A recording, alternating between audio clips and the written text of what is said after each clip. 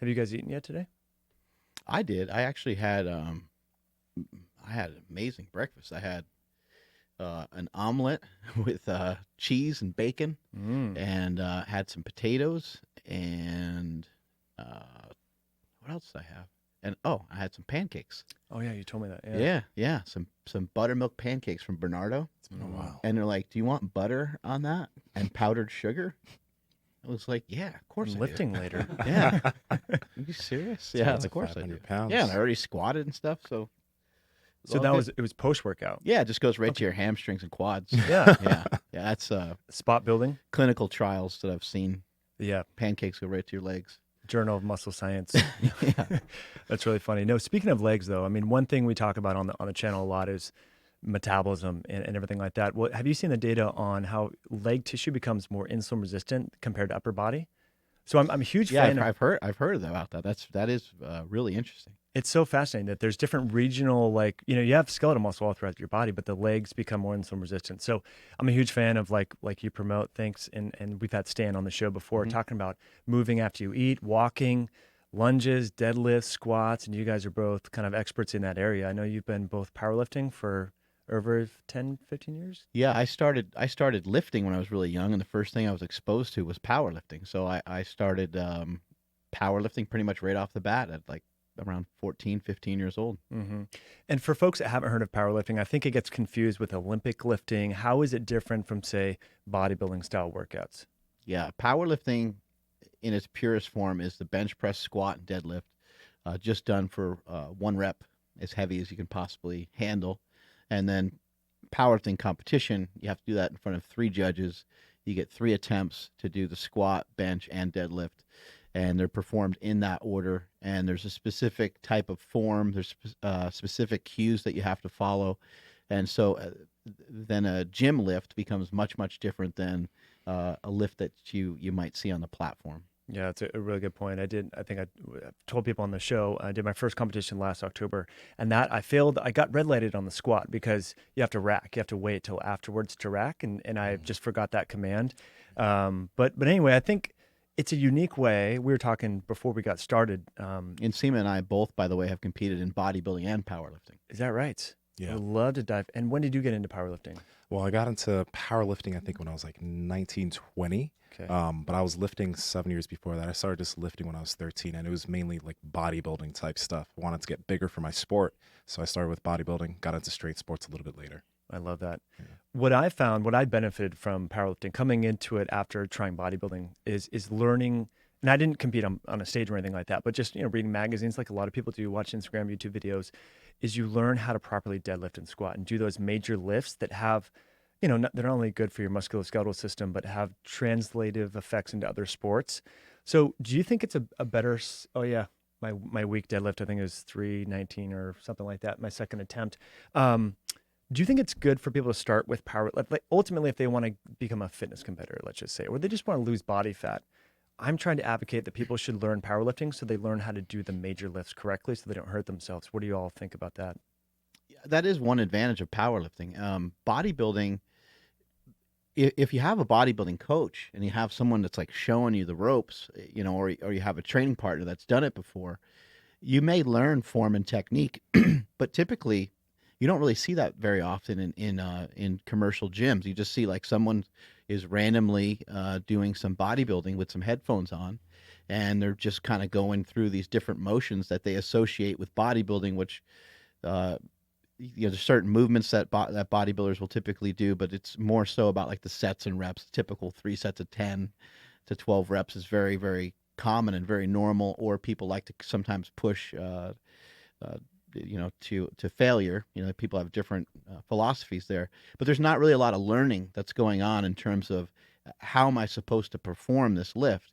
And any bodybuilder will tell you that, over a period of time, one of the goals is to be able to lift more weight, Right. so you can start to have a new stimulus. And they don't have to exponentially get stronger the way that a power lifter might. But it's certainly, somebody might say, oh, I've seen Kai Green use 40-pound dumbbells on like incline dumbbell bench press. It's like, come on, the guy could obviously use, the 150s without any problem at all. and might even be able to curl them. I mean, the guy is very, very strong, very powerful. And so a lot of times a bigger muscle will be a stronger muscle. And a lot of times the bodybuilders, the high level bodybuilders have learned that. But there's really nothing better than learning the fundamental movements, a bench press, a squat, and a deadlift. And that's usually what you get from powerlifting. Even if you are training by yourself at a commercial gym, I would imagine that if you're engaged in powerlifting, you probably at least have looked up a couple of things via YouTube, via Instagram, to really try to watch and figure out how are these people, performing these exercises. And furthermore, you might even have an online coach, or now there's some powerlifting gyms around the country.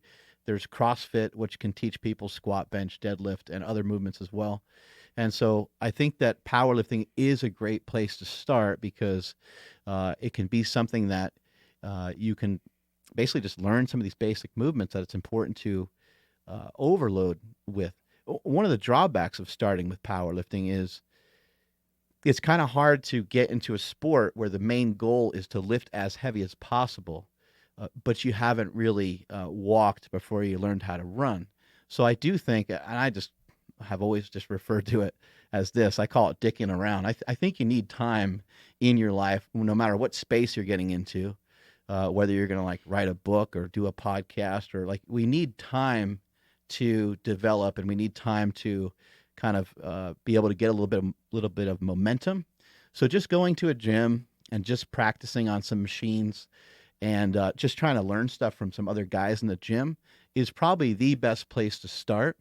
And after you kind of have done some of that and maybe built a little bit of a base, which shouldn't take you very long, we're just talking a couple months, get a couple movements down and learn how things are supposed to feel. Learn what a pump is supposed to feel like. Learn how to contract your muscles. Sometimes that takes longer, but learn some of these movements, and then it would be perfect time to start to look into more powerlifting type stuff. Yeah. And I think piggybacking off what Mark said, a lot of people that are getting introduced into powerlifting and they've never really done any type of lifting before, see the progress of powerlifting, and it's really exciting because, wow, I can push these squat, bench, deadlift 1 rep maxes. It's really exciting, but they haven't built a base of muscle. So people like to call them accessory movements, like your bicep curls and doing machine shoulder presses and all those types of movements. But they're really beneficial in terms of helping these smaller muscle groups get bigger, which in turn can help your bigger compound movements. Because when you see a lot of like the top powerlifters, they're also very muscular individuals. And a trend that you kind of see is that a lot of these people, without really thinking about it, started their training off with a bodybuilding type of thing. They moved into powerlifting, and then they were able to get much stronger because they're already bigger. So with somebody new that's getting into powerlifting, don't neglect your accessory work. It shouldn't be even accessories. It should just be movements that you do after your big compound movements, so you can get bigger, which in turn will help you get stronger. That's a beautiful point. But I think when people hear about powerlifting, they think they're doing dangerous exercises, deadlifting, squatting. Doesn't that load your spine? Like, isn't that dangerous? And so they do the accessories. So they focus on things that are safe. And we were talking, like, my back feels so much better now that I'm deadlifting 2 days a week with chains and bands and doing a lot of variety, thanks to my coach, Dan Stephenson, who I'll link below. But my back has never felt better. Like, I used to throw my back out gardening and stuff like that. So when I tell my mom that I'm doing powerlifting, she's like, oh, no, you're going to hurt your back again. I'm like, actually, it feels way better. Yeah. And so that's what I want to encourage people, if they have mobility issues, to work with a coach and learn these movements. But if you're not fortunate enough in your area to meet a good powerlifting coach, where do you start? Like, how can you find someone locally? Like, is there organizations you look for and then people are trained? Like, how do you do that? Yeah, one of the easiest things to do is just to go to a powerlifting meet. That's where you'll find powerlifters, and usually you'll run into people that are pretty kind. They're pretty open. You can kind of find out about maybe a local gym, or find out about a gym that's within a 2-hour drive or something of you. And you're going to learn a lot by just going and observing. And so you can go, just look on the internet for when there's powerlifting meets. I don't know if powerliftingwatch.com still exists, but that's a website that we used to frequent. But yeah, you can kind of check out a local competition. The other thing that's kind of a forgotten element about powerlifting is, or something that people may not realize when they're seeing Larry Wheels, hit up a 900-pound deadlift. The guy's got tremendous amounts of muscle mass, right? And I would assume that he started out with a little bit more of a bodybuilding style of lifting. He's obviously just a freakishly strong person and a massive, massively strong lifter. But he's obviously taken some time to acquire some muscle mass, so therefore his potential is going to be bigger. But on top of that, powerlifting, while I did mention the main goal of it is to lift as much as possible in a squat, bench, and deadlift, there's so much other things that go on in powerlifting. 90% or more in some cases, 90% of our lifting or more is, as Nsima pointed out, assistance exercises. It's preacher curls and tricep extension and weighted lunges and different types of squats, not just a regular squat, maybe squatting with a belt squat, or we got pull-ups, we got a lot of back movements, a lot of overhead pressing. There's just the list of other exercises can go on and on and on, but that's the most important stuff for someone that's starting out, because somebody that's starting out, Nsima has deadlifted on the platform 755 pounds. So if he does a workout where he does 3 sets of 3 with, let's just say, or even does a top set of 3 with 675 or something like that. Maybe before that he did 585, and before that he did 635. Well, that amount of work that he did in that workout, the volume of that is tremendous. So how does somebody newer, somebody smaller, how do they compete with that? The only way for them to mitigate any of that, or to be able to try to keep up, or to be able to ever catch up, is to get a lot of volume work in through the assistance exercises. So that would be, doing things like 45-degree back raises, or good mornings, or doing other exercises that will help stimulate the strength of the lower back, the hamstrings, and the glutes.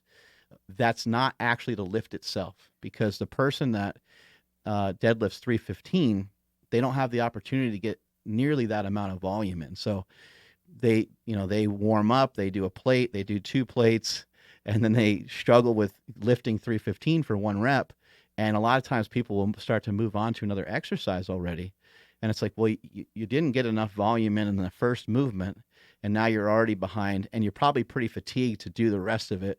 And you might even at that point kind of just say, screw it, I'm gonna go home. You're kind of discouraged, but you really didn't do much workout wise. And so it's really, really crucial, number one, that you take your time with your warm-ups and strategically increase the weight with very small amounts of weight. Take your time doing that and make sure that you're getting in that extra work. Just consider it extra work. And then when you're moving in, when you're done with those main movements, you really have to do your homework on those assistance exercises. Bent over rows, stiff leg deadlifts, just all of it. You need to do a lot of it.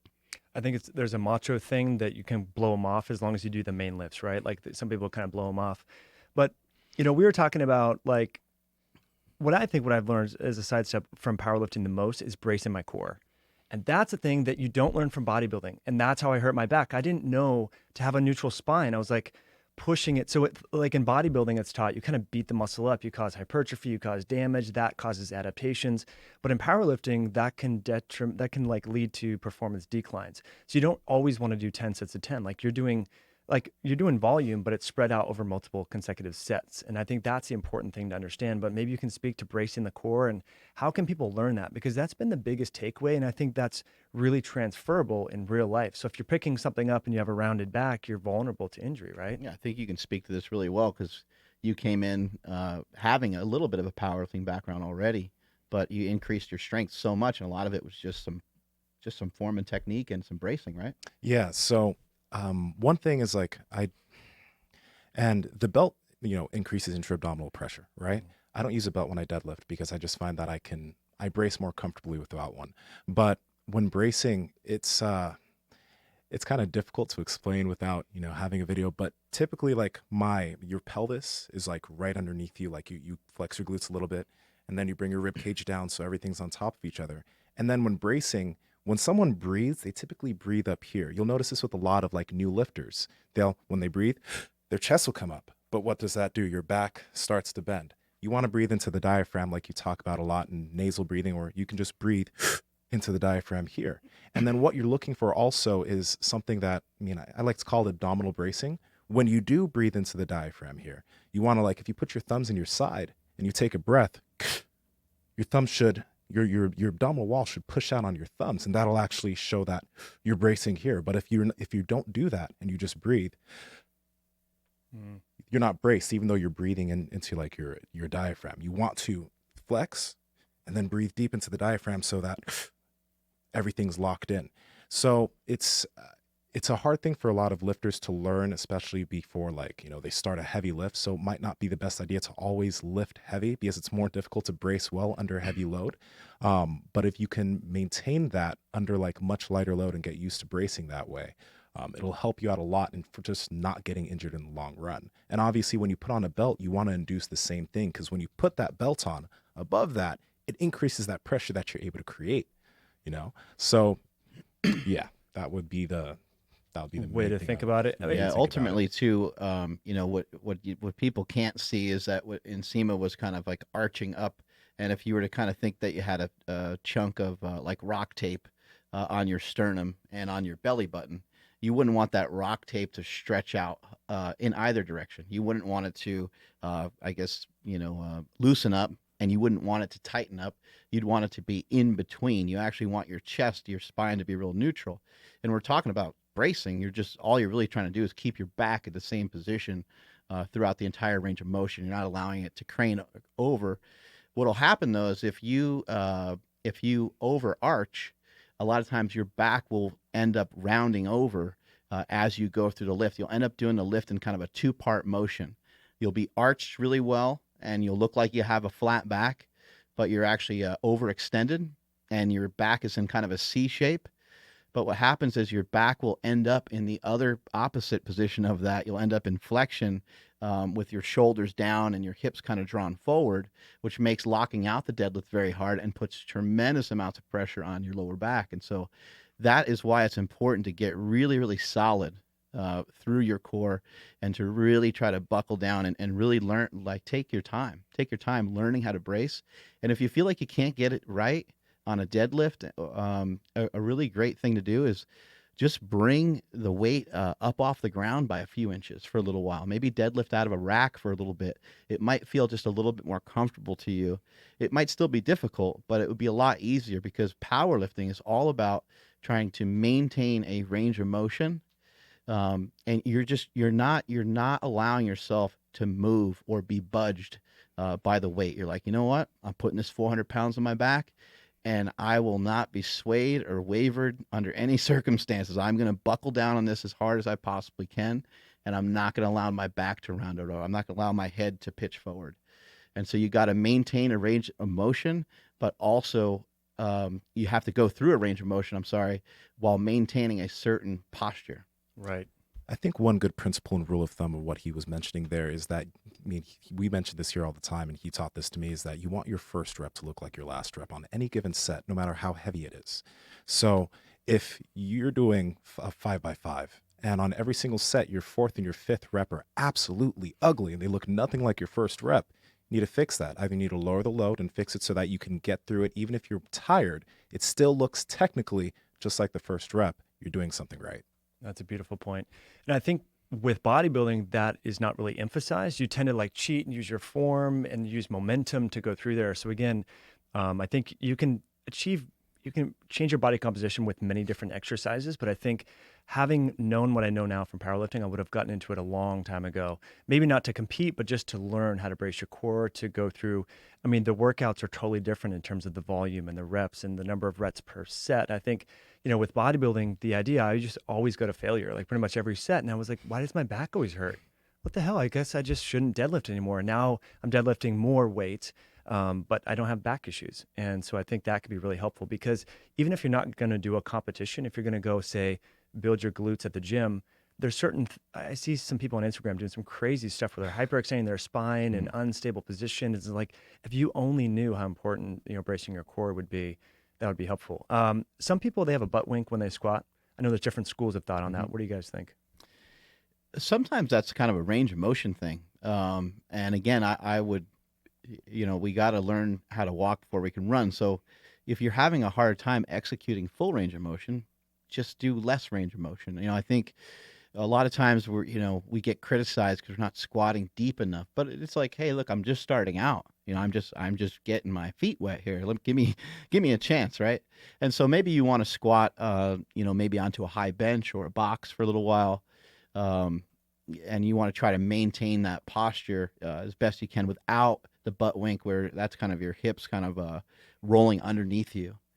One way to help kind of solve that too, the bracing will help a lot, but another way to kind of help that is to just so some people kind of naturally have their hips a little bit more forward, and some people naturally have their hips kind of tilted where they have like a bubble butt, right? And in either case, when you do a squat, as Nsima was pointing out, you want to actually, or a deadlift, or even just prepping to brace, you want to actually kind of drive your hips forward and drive your sternum down a little bit, so you can try to create as much intra-abdominal pressure as possible, so that you can maintain that solid positioning throughout an entire range of motion. And from there, though, once you have unracked the weight and once you have got that tightness, that's when the variations start to come in. So somebody that has a butt wink issue, I would actually have them curl up their spine a little bit. I'd have them arch a little bit, and I would like to see what that looks like, because them moving their hips in a slightly different direction may help them look more neutral. And I've seen this time and time again on a deadlift, where I've had people, I'll sit there and watch somebody lift, and I'm like, man, that was terrible looking deadlift. And I'll say, okay, well, let's have you look at my hand, and I'll hold my hand up over my head, and sure enough, boom, their deadlift looks great. I'm like, okay, that worked really great for that guy. Next person comes up, and I'm like, oh my God, okay, we got another problem here. I'll say, okay, well, look at my hand, and it'll make it worse. And I'm like, holy shit, that made it 10 times worse. And I'll say, okay, well, look at the ground, like kind of in front of you, and that'll help solve the problem a little bit. But then I'll say, okay, well, look at your feet while you're deadlifting. And this just goes to show you how much variation there is between different body types and different lifters. So you might have to just recommend or try different things. Try different foot positions. Try different shoes. You got flat shoes. You got Olympic lifting shoes. The amount of options that there are is kind of endless. But if you're doing an exercise and it doesn't feel right, or you see video of it and it's not looking right, make sure that you take the time to get the lift correct. I think Nsima would agree. When you were talking about bodybuilding, you were saying, well, maybe people are kind of cheating on some reps and swaying into it. I don't really think hardly any, and I'll say hardly because I think that it's good to do some stuff like that. I don't think hardly any training should be done that way. I think everything should be, you should try to be a professional in the gym. You should try to look like you know how to lift, and you should be executing the moves the best possible way that you can. The only deviation I would say from that is sometimes in bodybuilding, and sometimes just for, you know, the sake of toughening up and being strong mentally, it's good to go, you know, you're doing like lateral raises or something. And yes, the movement that you're doing probably is not good for your neck or your lower back, or because now you're really starting to sway. But sometimes we're just trying to kind of get after it. That has to be done with very light weights, though. And that is something that would make up 2%, 5% of your workout, not a large percentage of your workout. You want to probably lift a little bit more like somebody like Jay Cutler, rather than somebody more like a Lee Priest, who used to just go crazy in the gym, and then, you know, he had you know, his form would be all over the place. I mean, both guys built muscle, but it's really you know, going to be a matter of how long can you sustain this for. Mm-hmm. Yeah, Ben Pokolsky really, and he's been on your podcast many times. He's a friend of yours. He really promotes that mind-body connection. So sometimes, I mean, I've seen him, and he taught me this: is close your eyes sometimes, so you really feel the muscle, and that I think can be a game changer when you're first learning for people, because, you know, if you don't have the neurologic patterns, you kind of don't know what you should be feeling. Like I always ask my daughter when we're screwing around the gym, she'll like overhead press. I'm like, where'd you feel it? She's like, here. I'm like, no, that we're not doing that right. So I think it's good for people to like know what they're trying to be achieving, what muscle group they're trying to attack. Right. What about, we've talked a lot about bracing, loading the spine. I think that's one of the benefits of squatting, right? That's how you're able to activate all those muscles to move the weight. What detriment can that be? I mean, spinal compression. My wife's a chiropractor. I got her lifting now and everything, but people are worried about, oh, my spine, what's going to happen? I mean, Eddie Cohen, he's been pushing a lot of weight for a long time. Stan Efferding's in his 50s, deadlifting quite a bit. Long term, what do you think? Is there any risk there? 100%. Yeah, when you start to push the envelope, I think all it really does is speed things up. So Stan Efforting's had some hip problems and some things like that, and he was fortunate enough to be able to rehab it and not have to get any surgery. But Ed Cohn has needed, several surgeries, and you look at Ronnie Coleman. It's really tragic to kind of see that he, not getting around so well anymore. I do think that there's usually going to be like a price to pay for some of the some of the things that we do. And you mentioned it on my podcast. I think people they're not really thinking 10, 20 years, 30 years down the road, and they probably shouldn't be. If you want to be great, that's not where your mind is going to be. Your mind's going to be obsessed with doing the things that you're currently doing and trying to do them better and better all the time. But yeah, there definitely is a price to pay for pushing the envelope on all these things.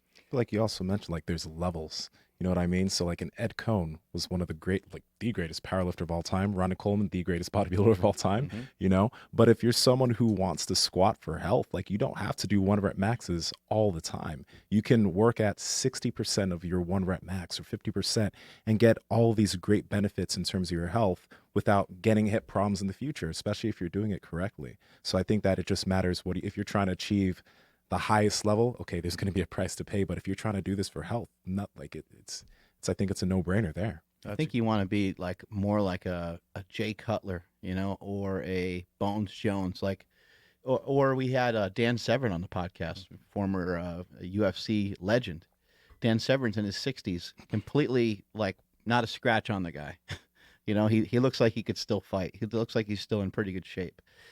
And that would be a wonderful way to be able to go through this process, go through the lifting. And like I'm saying is like, I don't think the majority of your lift should be done mead mugging, just making these kind of gnarly, crazy faces and sweating your face off. And just, it's not necessarily about that. And it's easy to say, because I've been doing it for so long and I got the pleasure of doing a lot of that and getting a lot of that out of me.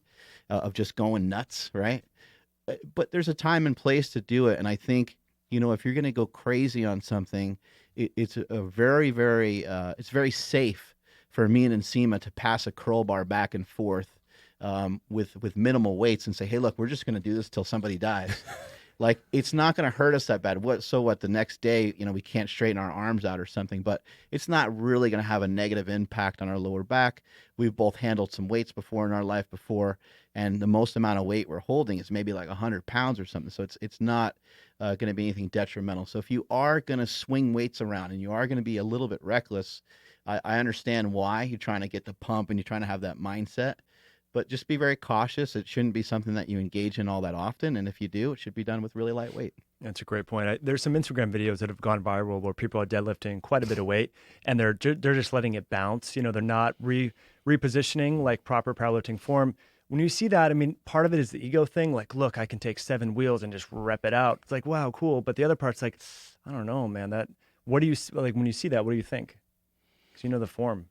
I think if somebody's watching that, they probably shouldn't want to replicate it. The problem with like for a deadlift, letting the weight bounce up and down is that first off, when it bounces, you have that immediate shear on the back where the weight pulls you down a little bit and then you lift. It's not good for your back. But secondly, if you're trying to learn how to do the lift correctly, you want to like kind of, let's say, reestablish your position on every single rep. So you want to do the rep just like it was your first one with every single one so you can reinforce those mechanics. So even if you do get to a point where you want to rep out some really heavy loads, do your first rep, reset, do your second rep, reset, do your third rep, reset. I think Ed Cohn talks a lot about that, right? Yep. So that's something that you want to do to reinforce good mechanics, but still lift heavy load. Like even if I were going to rep out 650 pounds, I wouldn't let the weight bounce. I'd let it reset my position, and do the lift. It's just a safer way to do it, and you're going to get more out of it in the long run. Think about how cool this would be, is if you can lift like 8 plates per side on a deadlift, right? That's 765 pounds. Picture that you could do that in a commercial gym and nobody even knows that you did it. Like that should be like, that's a crazy amount of weight, right? But that should kind of be the goal. The goal should be insert your own max here. You're going to max out. You're going to go all out. but it's internal. You know, the fire is on the inside. So you're not taking 315 and doing a set of 6 with it where you're banging it on the ground and going bonkers. You're doing it like a professional. You're like, take pride in that and have that be the badass thing, rather than like, you know what, I'm supposed to do 6, but I'm going to do 20, and I don't care. I don't care what they look like. I don't care how rounded over I get. Like, I just want to post this up on Instagram and make something cool. You know, have a different standard for yourself where you're really excited about the technique that you're using, rather than just you know, how you're lifting like an animal. Yeah. I mean, on one side, it's cool to see that amount of weight, but then I think for newbies coming up, they think, well, if he can deadlift with that crappy form, then I can do that too, right? So I think for influencers that are really strong, like they should be mindful of the fact that there's a huge demographic looking at this. And so I didn't, like, without a coach, I wouldn't have known what resetting was. I would have been doing the banging. I used to do that. So I think that's important. But long term, if you could just say, okay, well, I really care about my long term health, would you still do powerlifting, or would you do bodybuilding or hybrid? Like, I think both are really effective. I think that when I look around and I see who has kind of survived, it's the bodybuilders that are left over usually. Powerlifting you can do as you get older, and I see some guys that are 50 and stuff like that, but there's people that just recreationally go to the gym. They work out 3 or 4 times a week with some weights. They implement some bodybuilding style of training. They may not be a bodybuilder per se, but I think bodybuilding, I think you can do it until the day they put you in the dirt. You know, I think you can do it for a really long time. So they definitely both have their advantages. I would just say the main thing is if you can do either one and you can last a very long time. Olympic lifting, CrossFit, you tend to get hurt easier on those, and you don't see as many older people doing those things. They're limiting, especially CrossFit has a lot of gymnastics in it. It's very difficult for older people to be able to do that. And then just the requirements of Olympic lifting is a little bit too hard. But powerlifting and bodybuilding is something you can do pretty much for the rest of your life, but you're going to have to, you know, pay attention to some of the things that we already mentioned with keeping your form and, you know, keeping your technique. And back to what you're saying with the deadlift, follow your deadlifts to the ground. You know, don't just let them haphazardly drop to the floor, recklessly bounce them off the ground. Now, I realize you only get kind of credit for the actual lifting of the lift in competition, and they don't care how fast you bring it down to the ground. But something that I was able to help Nsima with was like, let's follow this thing down to the ground. Like, let's, you know, really pay attention to both sides of this. There's a concentric movement to it, and there's an eccentric movement to it, and they're both going to enhance your strength and your overall health of your lower back. Mm-hmm. That made a massive difference for my deadlift, by the way. Just controlling the downward motion. I do it with everything, like every single rep now, even my 1 rep maxes, made a massive benefit on my deadlift. That's a good point. You know, I see a lot of people that just drop the weight. Yeah. And it slams and hits, and then they reposition. But so you're trying to engage like your hamstrings, your glutes, and everything like that when you're going down on the eccentric part. Yeah, I'm just trying to control it down just like I came up. That's literally all I'm trying to do. Yeah. Tempo can be something that can save a lot of people too. Just having a cadence or a certain amount of seconds that you go up and down in a lift. If you went 3 seconds up, 3 seconds down in every exercise in the gym, I don't think you'd ever get hurt.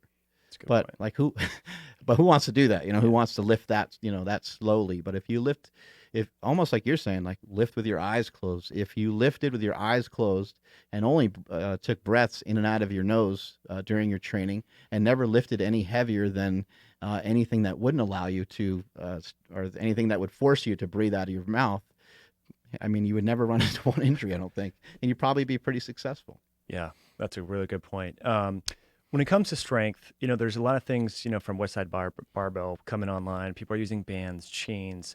There's a lot of cool things that have apparatuses, right? Obviously you need a good coach, right? But what's like one thing that if you're like, dude, if people could just do chains with their deadlift, they'll work on the cadence maybe, or squatting. If they do a box squat, they'll learn how to activate their glutes. Like, out of all the kind of new things that are emerging, what's kind of the one thing that you get excited about? Or is there one? Yeah, the slingshot. You know, I think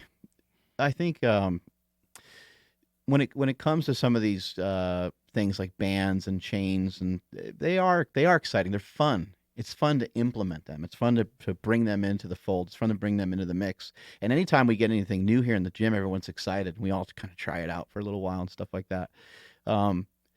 But I think it's a mistake to kind of think that you need any one of these things. It's just more tools that we have. It's more things that we can kind of like look forward to. Maybe it's something that gets you out of bed. Maybe it's something that gets you excited. You're like, oh man, I'm gonna try those chains today on bench press, and that's gonna be fun. Or like a weight releaser or bands or something like that. What the bands and the chains and things like weight releasers do is they can help with producing more force. The weights are heavier. They're heavy at the top with bands and chains, and they're lighter at the bottom. And so it helps to accommodate resistance. It helps to give you kind of a steady resistance. And in terms of bodybuilding, I think it has tremendous amount of benefit too, since a bodybuilder is trying to keep that tension on the muscle the entire time. We've had bodybuilders come in here before that have never tried bands or chains before, and they love it. They get so excited by it. So I think it has some application, but there hasn't really been anything. There hasn't been any like real changes, in my opinion, in powerlifting, bodybuilding that have like really shook things up. That have gotten me really excited. I would say the only like technique that I can kind of think of, that the only thing that comes to mind that has really changed the game with how strong everybody is the frequency at which they lift. There's people that squat 3, 4, 5 times a week, or sometimes they'll bench, squat, and deadlift 3, 4, 5 times a week, and they've been tremendously successful. And I think years ago, everyone would have scoffed at that, especially West Side Barbell. That would have been like, that doesn't make any sense. But people adapt and they get stronger, and the frequency was kind of a pathway into building a tremendous amount of strength. Interesting. So more frequency, better. Yeah, I mean, to a certain point. Yeah, not necessarily, but yeah, done strategically, yes, it can be very beneficial, because if we take someone like Nsima and we have him do, let's say he benches, squats, and deadlifts Monday, Wednesday, Friday. Each day has kind of a main priority, and that they're kind of mixed around, right? Maybe the one day the main thing is the squat. Maybe the other, in the middle is the bench, and maybe on the other end is the deadlift. And maybe what we do is we try to spread the fatigue out rather than have him west side it, which would be he's going to go as heavy as possible. He's going to kill himself on this deadlift, which is very effective, by the way. Both techniques work great, but you can spread fatigue out and end up with a different result, because you can get in more training sessions. I mean, if you were to think that you were going to do a contest in 10 weeks from now, would you be more secure at acquiring $1 million? Like that's what you'd win if you put on 100 pounds on your total. Would you be more secure with lifting 10 times in that 10-week span, or would you be more secure with doing it 30 times? You probably like, damn, like I better. That's $1 million. Like that's a lot of money on the line. I better get my ass to work, and you would feel better with more training sessions. I'm not saying like that is always going to work out, that to make you stronger, to have that increased frequency. But again, that was something that shocked me when it started coming around, and it's been the reason why all the numbers have been just going crazy, going absolutely nuts. I mean, there's girls deadlifting 500 pounds, squatting 500 pounds. We got a guy, squatting almost 1,100 pounds in a pair of knee sleeves. I mean, things have just gotten completely out of hand. And I think that has been the main contributor.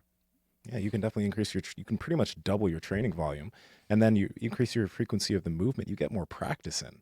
Like you're squatting versus squatting once a week, right? You just touch a squat bar every 7 days versus, Monday and then Wednesday and then Friday. You just get more work with that movement. And the more frequently you're able to attack it, the better you're going to get at it.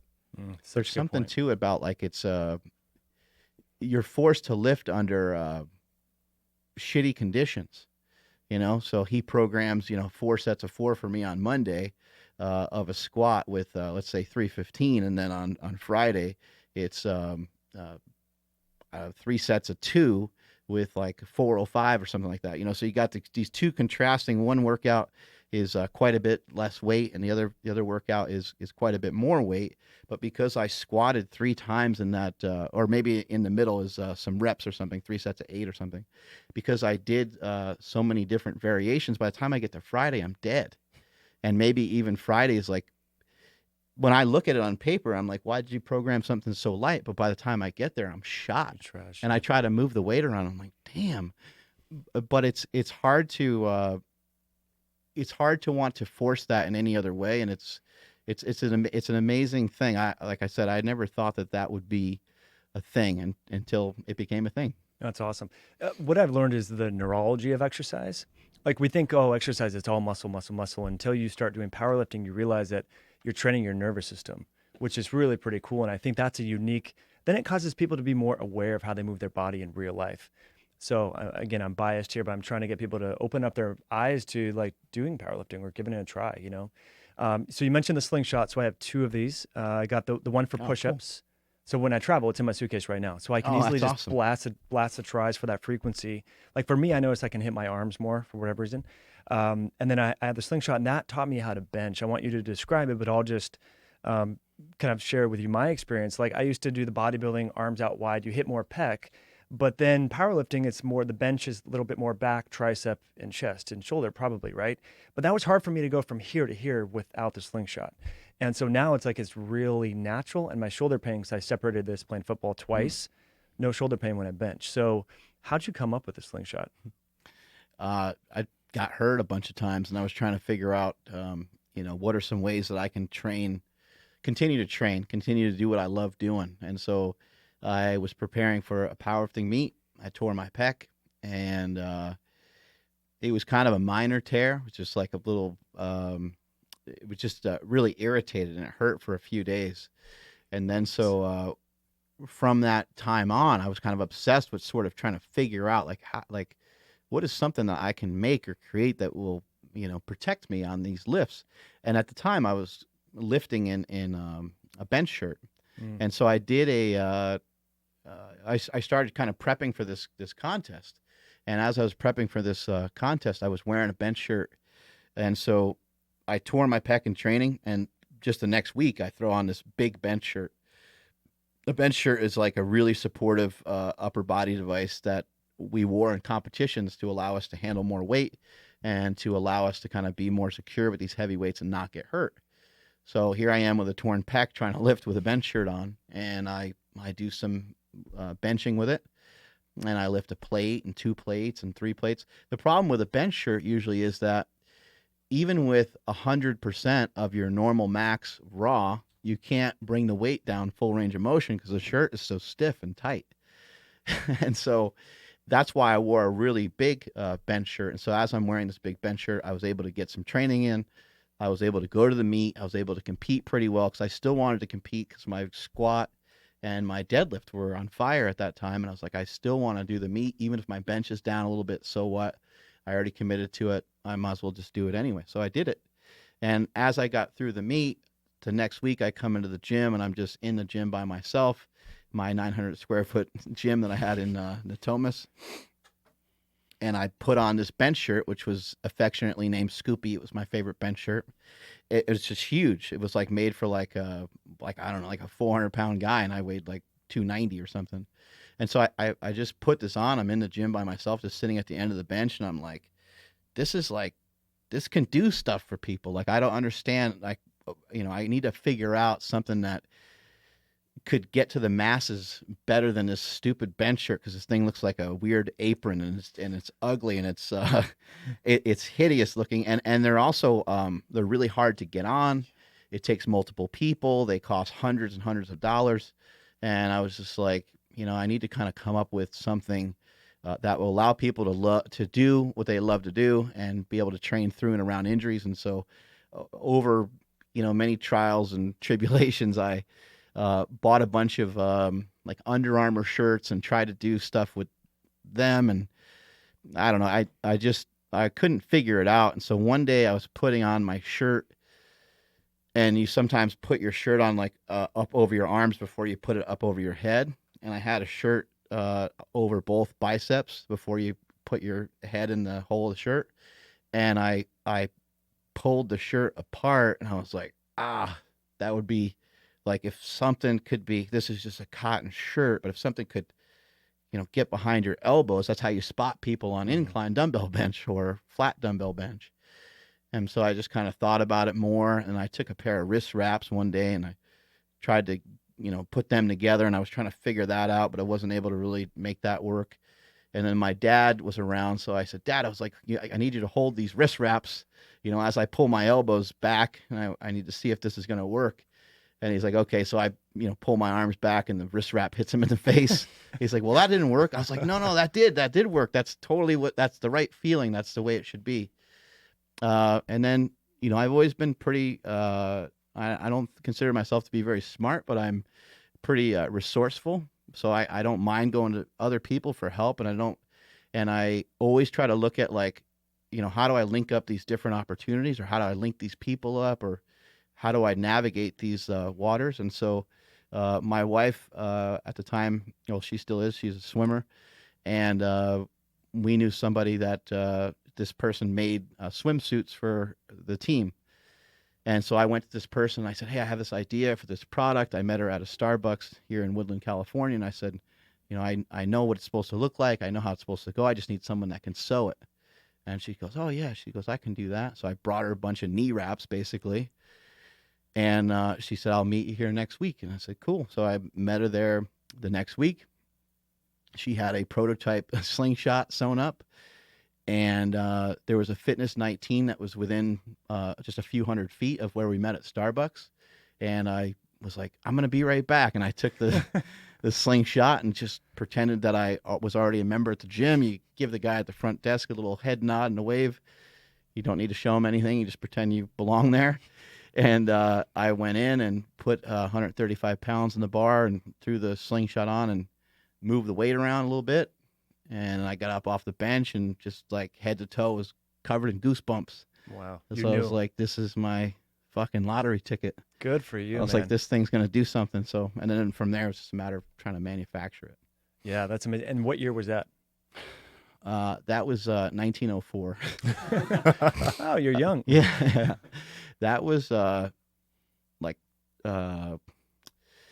06? well, we're going on almost 10 years. Like well, this year will be the 9th year of the Slingshot. So, probably around 2010, 2009, somewhere in there. That's amazing. I think a lot of people have unique ideas, but they think, who am I to create this, or will it really work? But what's unique about you, Mark, is you just went through with it. You're like, you know what? I have this idea. I've tried it. And you actually just, like you said, you were resourceful. We were talking earlier on your podcast, people that are successful, and you confirmed what I was saying without, me knowing what you were going to say, that you asked for help. And I think a lot of people don't do that. So a lot of us, I didn't know we'd talk about business, but I think it's helpful for people to realize, like, you are worth something. Your ideas are worth something. Like, go out there and ask for help and go about it. So now you have, a great business, right? And I think the hip loop, you want to talk about that? Because many women like to activate their glutes multiple days a week. And I like these for warming up and things. My wife likes them for hip thrusts and everything else. What's kind of the reason why the hip loop works? Yeah. So once the Slingshot was created, I wanted to create other stuff around it to not just have an idea and not just have an invention, but to actually have a business. And so the Slingshot, it made sense for it to come with wrist wraps because you're overloading on the bench press. And so I was like, well, you can't overload a bench press without having some wrist wraps on. So the two go together really well. And then I can't remember what other products came in between that, but I think the hip circle was soon after that. I think I made a couple different Slingshots and a couple different pairs of wrist wraps, and then the hip circle.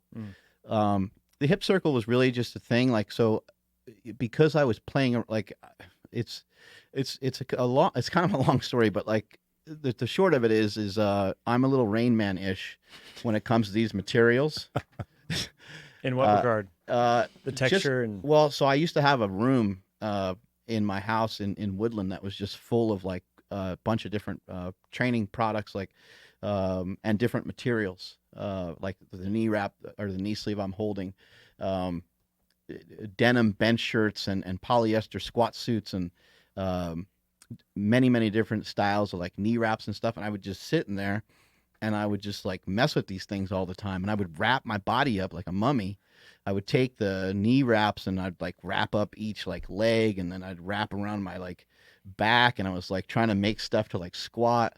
I even actually made a deadlift suit that has it's actually really it's pretty cool. I made a deadlift suit that has straps that are kind of like the hip circle, and when you go to like bend down and grab the bar, because the straps that go over your shoulder are made out of such a strong elastic material. It feels like you're going to get launched through the ceiling when you Wow. bend down and grab the bar. So yeah, I was just like obsessed with just like, how do I lift as much weight as I possibly can? And like, if I can, throw on a squat suit or a knee wrap or a bench shirt or whatever, and it can make me lift more, how do I do that? And so in playing around with all these things, I just had different things that I had people sew together for me. Again, like just kind of being resourceful, like who's around that knows how to sew something. So I had one of our lifters here, Juan Laiha, who's been with us for a really long time. I said, hey, can you sew this like knee wrap thing together? Like, all I need to do is like sew it into like a circle. And so he's like, all right. And so he brought them in, and I had a bunch of them, and there's still some in the gym now. And I used a bunch at first to work my shoulders, because I wanted to kind of like do stuff where I saw people doing band pull aparts all the time. Mm-hmm. I like the movement. It's a good movement, but I wanted to do something that was a little different. And so at first, the hip circle was kind of gigantic, and I put it over my body, which kind of looked more like a slingshot. And then from there, I also had some smaller one made, and I was initially my thought was, because at that time I started to kind of like lose some weight, and I was starting to get into like other forms of fitness other than just powerlifting. And I was like, well, maybe you can like, I don't know, maybe you can like walk with this thing, and like maybe can have a study done and see if you can burn more calories that way. What if you were to get on a treadmill and the thing helped you burn 10% more calories? Like, everyone would probably want to put it on, right? Problem with that was, once you walk a certain distance, your hips and your ass go on fire. So I was like, well, that's not going to really work all that well. So you can use it for that, but it's pretty brutal. It's good for warming up. And I so, like that. yeah. And so I just, started to kind of implement it for warm-ups. We started implementing it because you see a lot of people that end up with the valgus knee. The knee will kind of slam in as they go to do a squat. And that was one of the original intentions of the product, was to, when I was doing seminars around the country, I would see so many people, their knees were collapsing in. And I don't know, I was just like in my own world. I was lifting heavy weights, and I was around other power lifters. So I didn't even realize it was possible for other human beings to squat so poorly until I started to. I'm like, oh my God, like this is a mess. This is a nightmare. And then so I started to try to make products that could help people with that. As you're mentioning, the Slingshot helps with your form and technique. So does the hip circle. And we still, almost everybody in here uses it. The second they walk through the door, they head right over to the hip circles, and they start walking forwards, backwards with it, side to side. Get a good warm up, get a good pump, get some blood flow. Teach you to really activate the glutes when you're in that position of squatting. Yeah, sometimes some of these muscles are just hard to get to. Yeah. Especially if you haven't used them, where you have that anterior pelvic tilt like you were talking about earlier. So true story. So when I got my Slingshot, I think I ordered it on a Black Friday special, right? So I got it on a Saturday. I remember I was so excited, but I was doing back that day. Like, I got to use this. What can I do? So I was on the T-bar row. I'm like, all right, I'll just put it backwards. And so I can overload my back and take the load off the bicep. So I was doing these T-bar rows, and my back and rhomboids and traps were sore for like 5 days because I was really able to overload it. It was a pain to get on, and everyone was looking at me, but I'm like, I don't care, that they were looking at me. Good thing you didn't get stuck in it. I know. Yeah, my wife was there to like, of course, we had to put it on Instagram stories. But so yeah, there was a lot of different applications. I was pretty pleased to know that like you can be creative with it, which is awesome. Kind of like even deadlift with it and stuff. We've done all kinds of different things with it here. I can imagine. It's quite painful though. Deadlifting. So let's talk about the knee wraps. I know a few friends that squat with those. I haven't ventured down that road, but I want to get a pair before I leave. Is the advantage just taking a little bit of the load off, the tension off the knee? Yeah, I would say like when it comes to, we make knee wraps and we make knee sleeves. You've seen bodybuilders use knee wraps in the past to overload like a leg press or to overload a squat. And guys like Jay Cutler and some other guys that have, kind of stood the test of time that aren't debilitated from their years and years of heavy training, they were smart enough to say, you know what, I don't necessarily need this, but this is probably a good idea. Just like a belt, right? Like when the weight starts to get a little iffy, you're like, I should probably throw on a belt. It just makes sense, to sometimes protect yourself before you wreck yourself. You want some protection, you want some warmth, you want some stability, and that's what a lot of these products provide. A knee sleeve, I think one of the best things that it just provides some localized warmth to the area, and just helps you get moving a little bit better for the day, helps you move a little bit smoother. And so knee sleeves are really interesting because you never think that you need them until you've tried them, and especially the types of knee sleeves that we make, because the strong sleeves are they're very stiff, and as you go down the squat, they actually do give you a little bit of an assistance on the way back up. It's not really going to make you squat a lot more weight. If I was to say like how much weight it would help somebody, I mean, it might help somebody 10 pounds or something, but it's not really so much about that as it is feeling comfortable.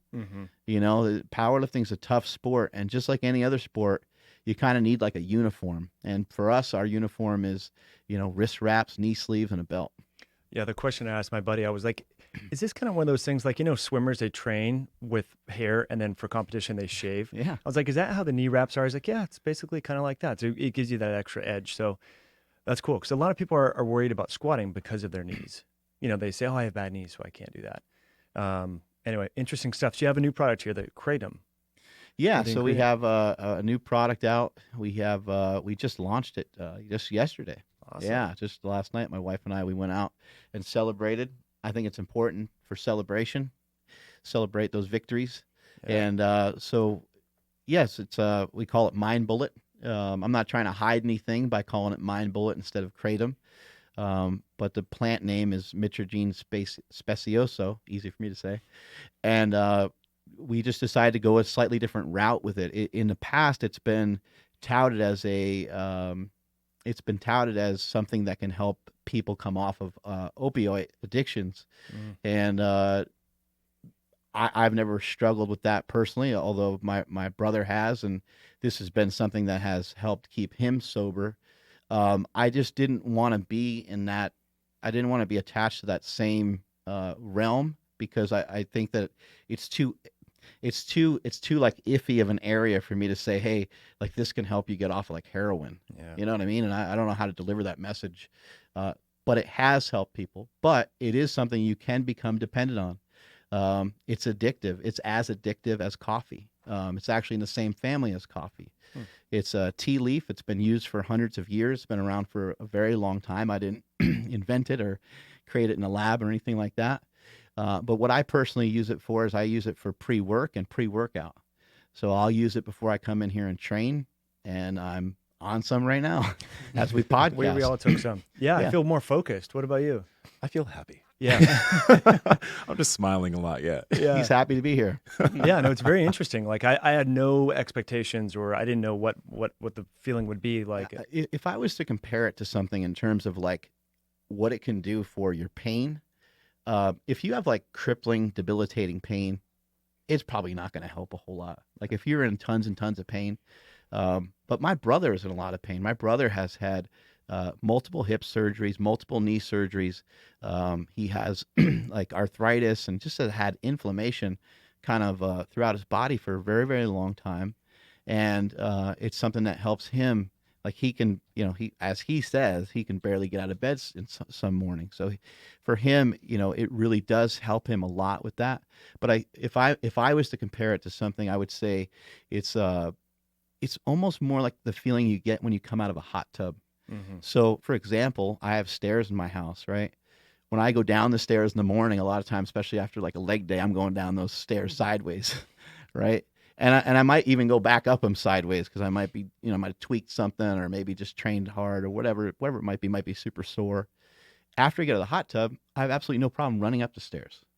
And I feel personally that Kratom and Mind Bullet, I feel is the same way. And then in addition to that, I do think that it helps, all drugs, most drugs, I think they can help take you to places you otherwise couldn't get to. And we had a podcast where we talked about PEDs, performance enhancing drugs, and perhaps steroids helped take Arnold Schwarzenegger to a different spot than he maybe otherwise could have got to. Perhaps they did the same for me, right? And I think with Mind Bullet, I feel that it's something that can help take you to a different spot. The association back to drugs, or the association back to opioids, it doesn't always mean that everything's all bad, right? There definitely is some bad to that. Being addicted to drugs is a very serious matter.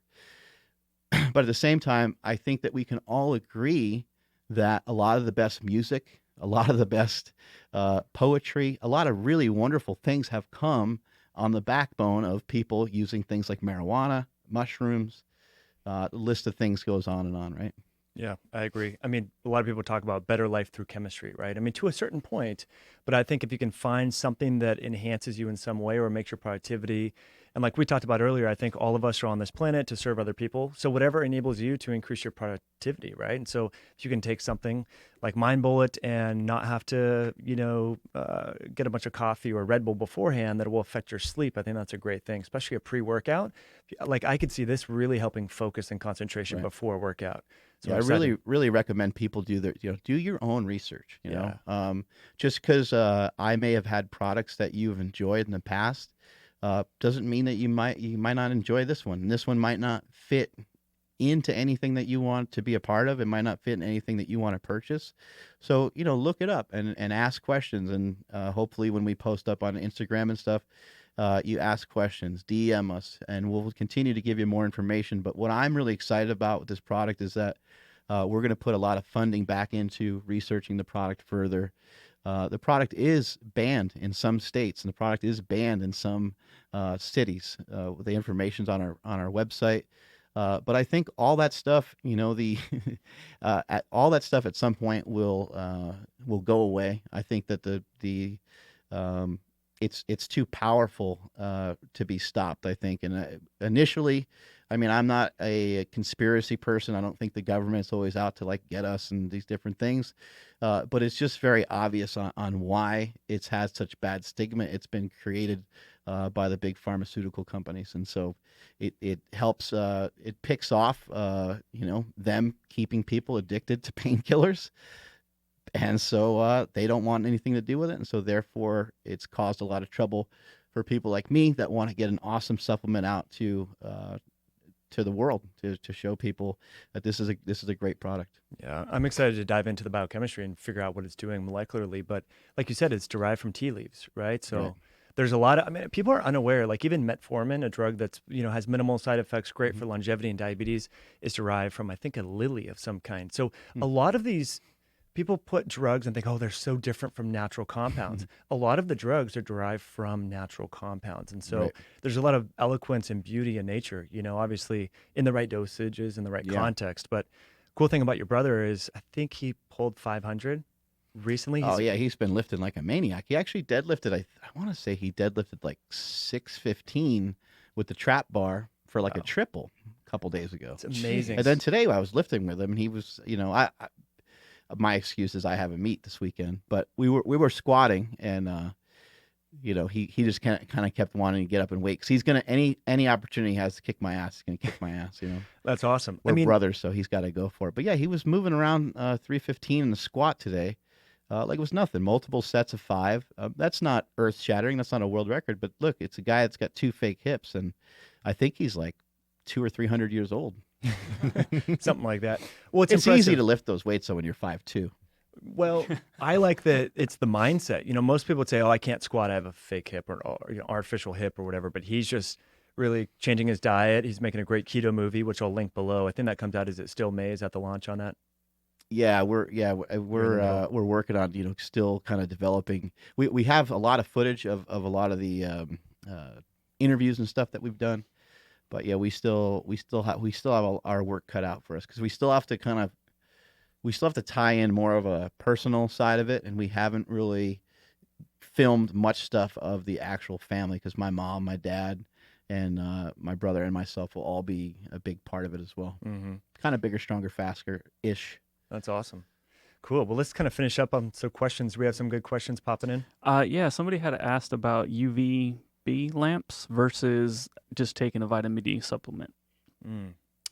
That's a really good question. I think during the winter, those could be helpful, but they are going to be different. Like you're getting different messages from the ultraviolet, radiation and so forth that are positive in the right dosages. But I would suggest, if you live in a place that is in a northern latitude, you might want to do maybe both. Right. That's kind of like almost like a tanning bed type of thing, I right? think so. Yeah. Yeah, Yeah. it's just like I've seen some like on Amazon. They're just like literally like a wand. You can like go over your body and just get some of the same vitamin D like intake as you would as a actual sunlight. But I'd imagine just like all supplements, getting the actual ingredient would probably be best, right? Right. Yeah. And then you have to worry about radiation with that too, because that radiation can cause cancer and melanoma and stuff like that. Yeah, and then another question from Android Z. It's a pretty cool name. He was asking about peptides, Mark, for muscle recovery and weight loss. I haven't really messed with peptides before. Oh, okay. Yeah, I know a lot of people have. They've had a lot of success with them. But yeah, I'm definitely not the guy to ask about peptides. Gotcha. Would you be open to learning more about them, or are you kind of stuck in? Yeah, I don't.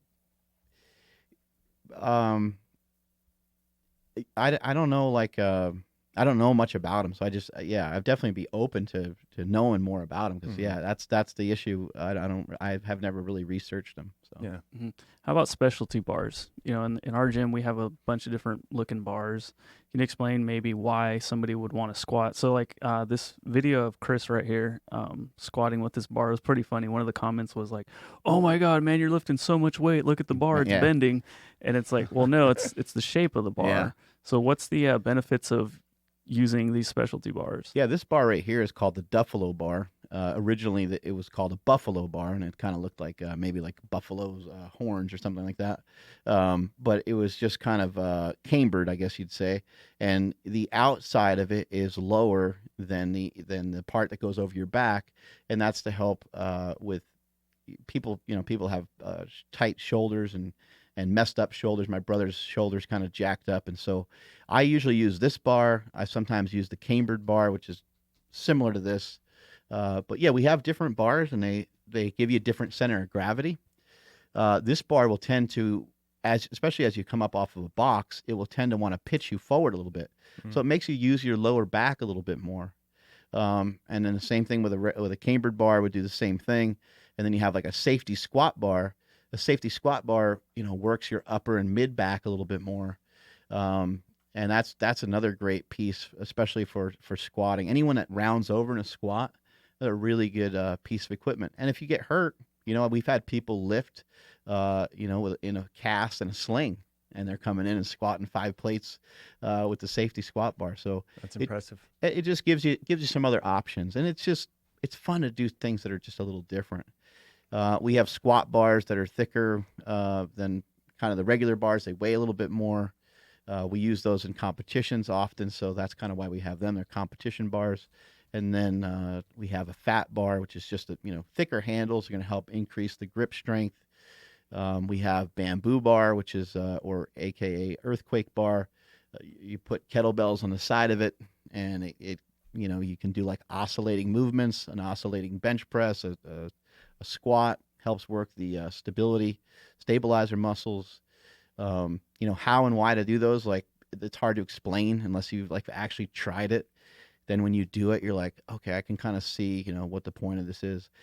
Sometimes in some of the things that we're doing, we lift so heavy and we push so damn hard that we're just trying to find ways to lift less weight is really the simplest thing to kind of think about when it comes to that. So a lot of times we get done with like a heavy bench session. That's where the bamboo bar would come in perfectly, because it's like, what the hell else can I do today that I'll get some reward out of, but not like totally mess myself up, for the next workout in a few days or whatever it might be. So, yeah, we got a lot of different toys here at Super Training. It's cool seeing that chaos training kind of take off, with bands and so forth. I've really found it to be helpful for the accessories finishing, like you were saying, because, it really kind of works these different muscles and you're kind of shaking all over the place and it looks funny. But afterwards, I've been sore in weird spots, like even doing tricep extensions with kettlebells and things. And it's pretty awesome. Cool. Nsima, you work with a lot of clients. What if somebody is trying to gain muscle and size in as short period of time? What's your training frequency like for them? I know it's kind of like it's impossible to really do that, but it's a question that did roll in, so I wanted to ask. Gain as much muscle and size in the shortest amount of time. Okay. If you're up for it, start eating more food, and then, like we talked about before, increase your frequency of certain movements. So the thing is, a lot of people, when they start lifting, they do your typical burrow split. So like chest, tries, legs, etc. They do one body part each each week, right?